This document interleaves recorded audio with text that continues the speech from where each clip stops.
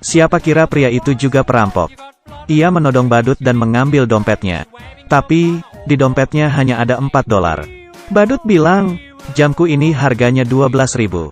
Lepaskan kami, dan ini milikmu. Pria itu bilang, pria miskin sepertimu. Tapi punya jam seharga 12.000. Kamu kira aku bodoh?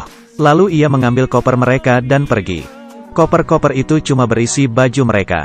Mereka memutuskan kembali ke rumah si pirang. Tempat parkir penuh. Jadi, mereka parkir di pinggir hidran. Si pirang berkata, dendanya aku yang bayar. Dengan gembira ia memamerkan uang di balik bajunya. Rupanya, mereka menyembunyikan uangnya di baju.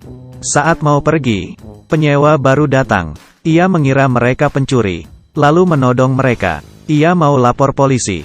Badut berkata, berapa uang sewamu sebulan? Aku dulu 1.200 dolar. Penyewa bilang, kenapa kita 2.600? Seketika, mereka terdiam, dan tidak peduli apakah mereka pencuri atau bukan.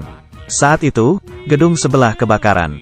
Mobil mereka menghalangi hidran. Pemadam memecahkan kaca mobil dan menggesernya. Tapi, mobil mereka berada di tanjakan. Mobil merosot ke bawah. Kepala polisi akhirnya sadar. 3 sandera yang keluar tadi adalah perampoknya.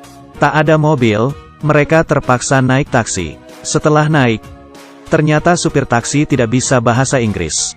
Ia terus menerobos lampu merah. Teman si badut takut. Kalau begini terus, mereka bisa sampai ke surga.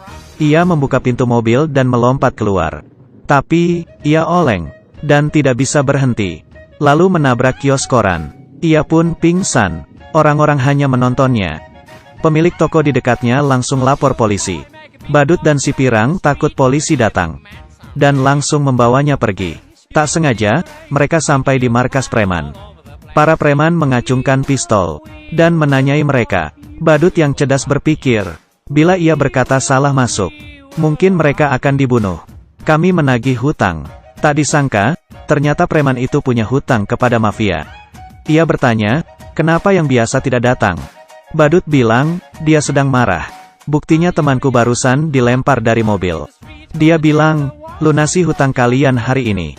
Kalau tidak, ia akan membanting kalian satu-satu. Preman itu takut, dan melunasi hutangnya 6.000 dolar. Mereka bertiga dengan senang keluar. Saat menunggu bus ke bandara, supir bus sangat kolot. Bayar bus harus pakai koin. Tidak boleh pakai uang besar. Badut akhirnya ke toko untuk menukar uang. Toko sudah dipenuhi polisi. Penagih hutang mafia yang sebenarnya sampai. Preman bilang uangnya sudah diambil. Preman itu dipukuli. Saat